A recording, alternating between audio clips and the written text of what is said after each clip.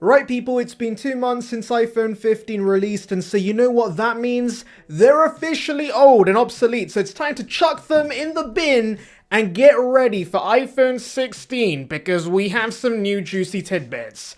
I should actually check on my phone. Give me a minute. One eternity later. So let's begin with Quo regurgitating information he already told us, like he usually does. So basically, he still believes the fancy new tetra prism telephoto lens we saw with the iPhone 15 Pro Max should now come to the regular Pro size with iPhone 16, and it doesn't take a genius to work this out. Take for example the iPhone 12 Pro Max. That had a new main sensor that had sensor shift stabilization that of course the regular Pro did not get, but the 13 Pro the following year caught up and the Pro models once again had feature parity cameras wise. And so similar to that, I always had a feeling the regular Pro would eventually get the new telephoto lens, and Quo now claiming this proves to me that I'm likely gonna be right. And by the way, would like to remind you guys, like this video and subscribe for more content like this, it would be appreciated.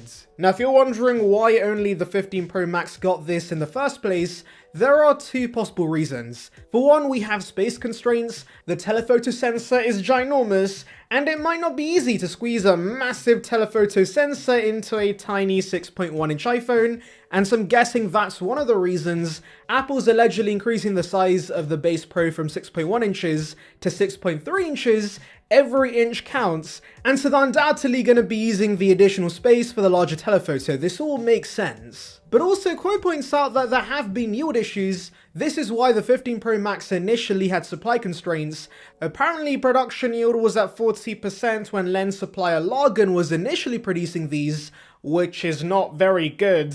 But thankfully, yield has now improved to 70%, so clearly that once again points towards the likelihood of the regular Pro getting this upgrade. Also, you may be wondering, is Apple going to be chucking the same exact 5x lens in the 16 Pro, or are there going to be other changes? Well, it's too early to tell, because leakers can change their mind and might say something completely different in just a few weeks. But right now there have been rumors about a super telephoto lens with a longer focal distance, so maybe that comes to the iPhone 16 Pro Max just so they continue upselling consumers to the bigger size and make more big bucks. But I'm going to be honest guys, I don't expect any changes. If you think about it, for many years, the telephoto stayed at 2x, it then switched to 3x with the 13 Pro, but then they did nothing with the telephoto with the 14 Pro, so basically guys, Apple rarely changes the telephoto lens. We were lucky to get a big update with the 15 Pro Max, and so expect that to stay the same for a while, and then eventually they'll give us 7x or 10x in a few years. Now moving on to batteries, we already have images of the battery the iPhone 16 Pro could be using, and there are some interesting changes though. Of course, this goes without saying, take all of this with a massive grain of salt. We usually don't get pictures of the battery this early, so yes, this leak is mega sus. But anyways, leaker Kazutami says, an early stage iPhone 16 Pro prototype has a 3,355 mAh battery inside, which is a whopping 2.5% increase over the 15 Pro's 3,274 mAh battery. Now I'm really hoping the final phone gets a much larger increase because we have heard a lot about Apple using stacked battery technology with the iPhone 16, and that should allow Apple to give us much larger batteries without taking up volume inside the device. And considering the 15 Pros had no upgrade battery wise over the 14 Pros, I'm really hoping the 16 series steps up in a big way and gives us major battery upgrades. And if you think about it, it would be pretty odd for the 16 Pro to not get a substantial increase in battery capacity because the phone is increasing in size. It's now 6.3 inches. I know the telephoto lens will take up space inside the device, but surely there's space inside for a chunk battery as well. Anyways, for more eagle-eyed viewers out there, you might notice there are a few visual changes. Number one, the new battery features a redesigned connector, wow!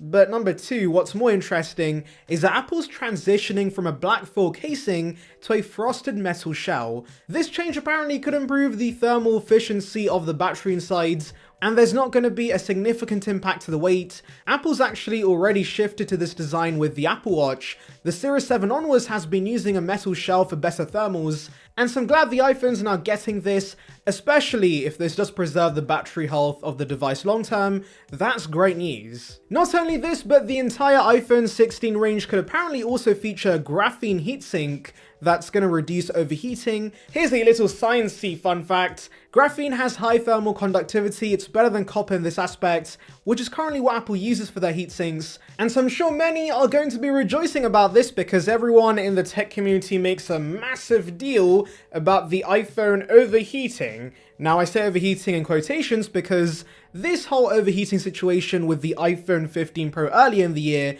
was overblown in my opinion. It was just a software bug that was quickly fixed, and so I don't think this is something urgent Apple needs to address.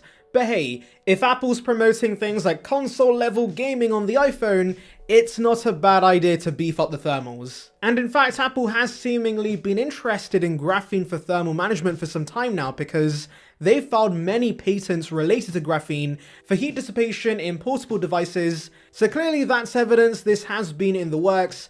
This might be one of those early rumors that actually pans out. Now finally, let's talk about Apple's in-house modems. We've been hearing for many years at this point that Apple has been facing development issues, and guess what guys? They still suck at making these modems. So for those not aware, Apple in 2019 acquired the majority of Intel's smartphone business and started a serious effort to make their own modems, but unfortunately they then realized it's not easy to make these, and according to Gurman, Apple is still years away from making modems that are at least as good as Qualcomm's offerings.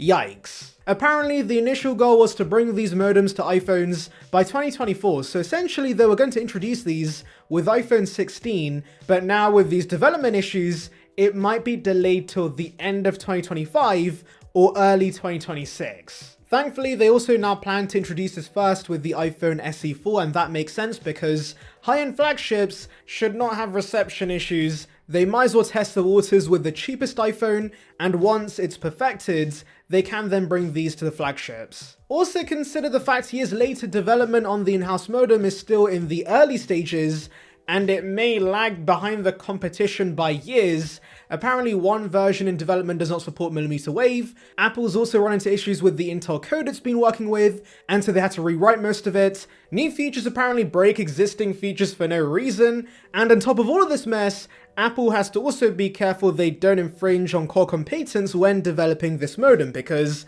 that would get them into a massive lawsuit, and Timothy does not want to go through that again. What's funny is that Gurman also managed to get a quote from an Apple employee, and they said, and I quote, "Why we thought we could take a failed project from Intel and somehow succeed is a mystery." That's crazy to hear from an Apple employee, but anyways, whatever Apple does, I just don't want a repeat of the iPhone XS and 11 days, where the Intel modem was so horrifically bad, it pissed off a lot of consumers, including myself.